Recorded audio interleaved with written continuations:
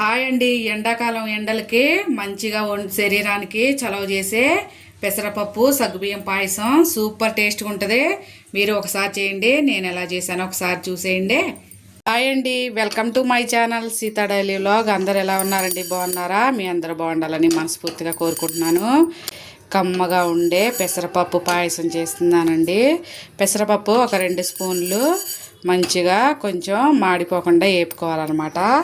అలాగే ఒక 2 స్పూన్లేమో సగ్గుబియ్యం, వీటిని ముందుగానే నానబెట్టేశానండి. నేను పెసరపప్పు ఇంకా సగ్గుబియ్యం ఈ కప్పు తీసుకున్నాను అనమాట. నేను ముందుగానే నానబెట్టేశాను సగ్గుబియ్యం.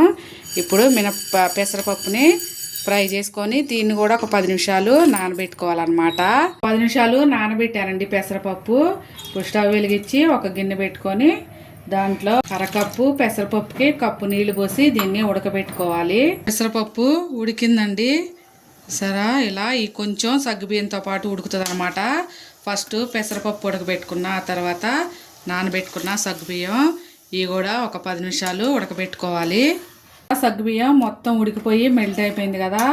ఇప్పుడు కప్పు వేసా కదా, 2 కలిపి అరకప్పు మీద కొంచెం తగ్గించేస్తున్నా అండి. బెల్లం సరిపోతుంది అనమాట. బెల్లం కరిగిపోయాక అప్పుడు లాస్ట్లో పాలు పోస్తా. ఒక టిప్పు చెప్తానే సగ్గుబియ్యం గురించి. మనకి మోషన్స్ అవుతున్నాయి అనుకోండి, సగ్గుబియ్యాన్ని నీళ్ళలో ఉడకబెట్టి కొంచెం పంచదార వేసుకొని ఒక గ్లాసు కొంచెం గోరువెచ్చగా ఉన్నప్పుడే తాగేసామనుకోండి, మోషన్స్ తగ్గిపోతాయి అన్నమాట. కొంచెం ఎక్కువగా ఉంటే ఒక 3 గ్లాసులన్నా తాగాలండి. అప్పుడు ఒక రోజుకే తగ్గిపోతుంది అనమాట. అలాగే కడుపు నొప్పి కూడా వస్తుంది కదా, కొంచెం చల్లగా ఉంటుంది, కడుపు నొప్పి కూడా తగ్గుతుంది అనమాట. బెల్లం కరిగిపోయిందండి. స్టవ్ ఆపేసి గోరువెచ్చుకున్నప్పుడు తర్వాత పాలు కలుపుకుందామే. ఇప్పుడే కలిపేస్తే పాలు పలిగిపోతాయండి. అందుకనే కొంచెం చల్లారాక గోరువెచ్చుకున్నప్పుడు పాలు కలుపుకుందాం. అంతలోకి డ్రై ఫ్రూట్స్ వేపుకుందామే. నా దగ్గర కొంచెం నల్ల కిస్మిస్, ఇంకా జీడిపప్పు, ఇంకా పచ్చి కొబ్బరి ఉంటే వేసుకోండి, ఎండు కొబ్బరి వేస్తున్నా, బాదం. స్టవ్ వెలిగించి ఒక ప్యాన్ పెట్టి దానిలో ఒక స్పూను నెయ్యి వేస్తున్నా. డ్రై ఫ్రూట్స్ అన్నీ వేసుకుందామే. పెసరపప్పు ఒంటికి చలవండి, ఎండాకాలం చాలా బాగుంటుంది అనమాట. మీరు ఒకసారి ట్రై చేయండి.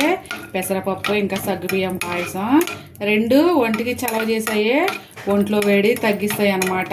Dry fruits వేయిపోయినాయి. స్టవ్ ఆపేసి పక్కన పెట్టుకుందాం. అంతే, ఆరిపోయిందండి, గోరెచ్చగా అయింది. ఇప్పుడు ఒక కప్పు పాలు పోస్తున్నా అనమాట. ఒక కప్పుకి ఒక కప్పు పాలు పోస్తున్నా. మళ్ళీ కొంచెం స్టవ్ వెలిగించి కొంచెం కలుపుకోవాలి. కొంచెం యాలక్కాయల పొడి గోరెచ్చ అయ్యేదాకా ఉంచుకోవాలి మంచిగా. ఒంటికి చాలా చలవ చేసే పెసరపప్పు సగ్గుబియ్యం పాయసం సూపర్ టేస్ట్ ఉంటుందండి. కొంచెం వేడైనాయండి.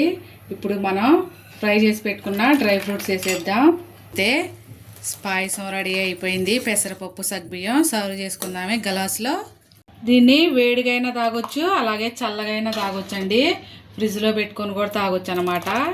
వేడివేడిగా ఇలా సర్వ్ చేసుకున్నా చాలా బాగుంటుంది. మీరు ఒకసారి ట్రై చేయండి. ఇవాళకి నా వీడియో ఇంతేనండి. నా వీడియో నచ్చితే ప్లీజ్ ఒక లైక్ చేయండి. అలాగే నా ఛానల్ని సబ్స్క్రైబ్ చేసుకోండి ప్లీజ్.